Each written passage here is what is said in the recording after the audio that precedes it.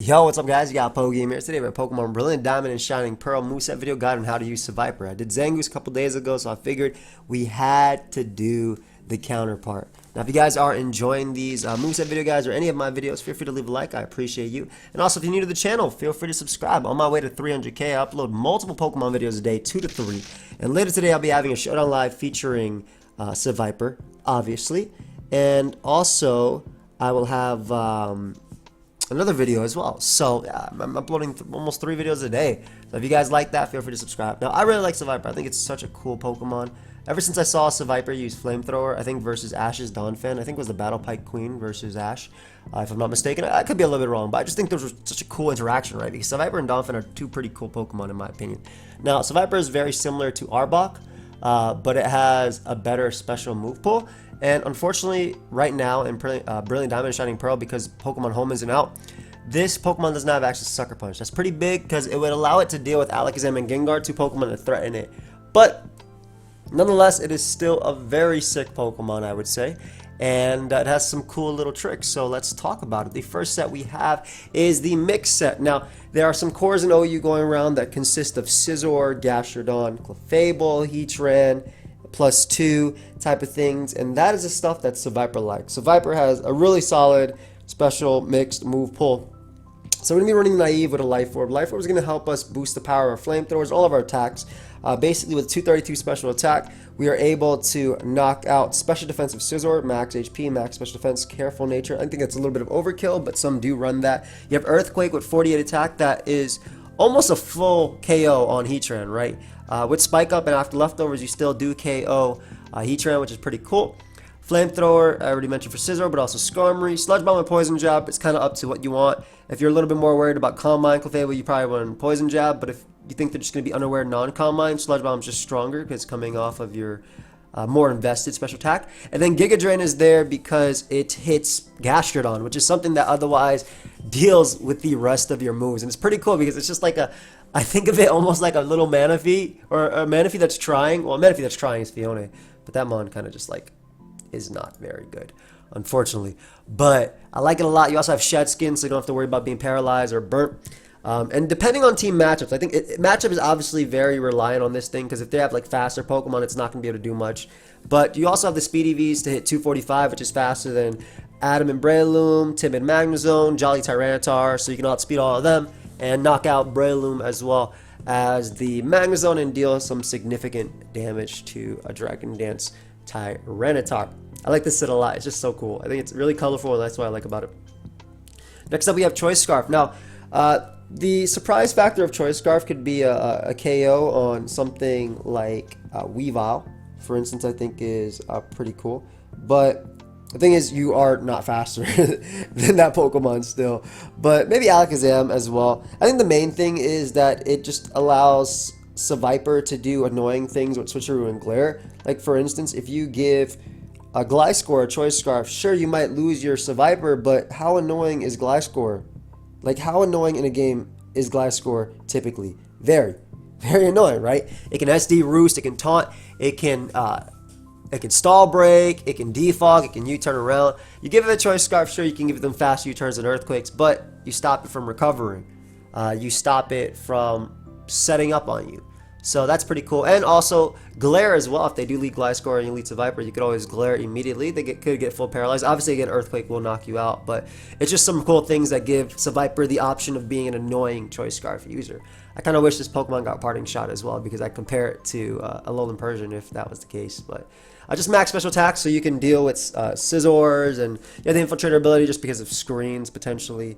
And then Sludge Bomb is your move to hit fairies. But the idea behind this is to go for Switcheroo and cripple a Pokemon. And we actually have a secondary similar set. This one's actually running max HP instead of max special attack. And it takes advantage of SEVIPER knowing the move Final Gambit. If you guys don't know, the way Final Gambit works is that if you go for it and you basically die by using it, and you do damage equal to your HP to the opponent. So you have 350 HP. So you're doing 350 damage to whatever Pokemon. Some Pokemon have less than that. Some of them have slightly more, like Gliscor just has ever so slightly more, unfortunately, but it leaves it super low. I keep using that as an example because I think that's a Pokemon that's going to like commonly switch in on this.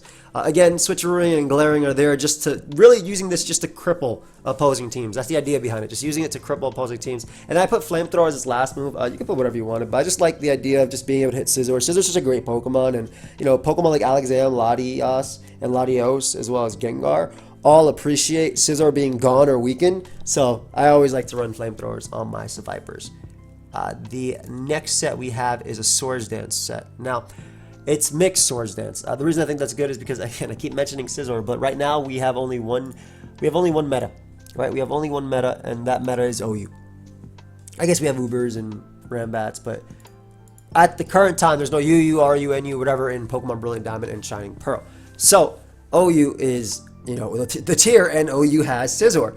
So we have Swords Dance, Poison Jab, Flamethrower, and Earthquake. The 84 special attack with a naive nature allows you to basically always 2-hit KO, special defensive Scizor.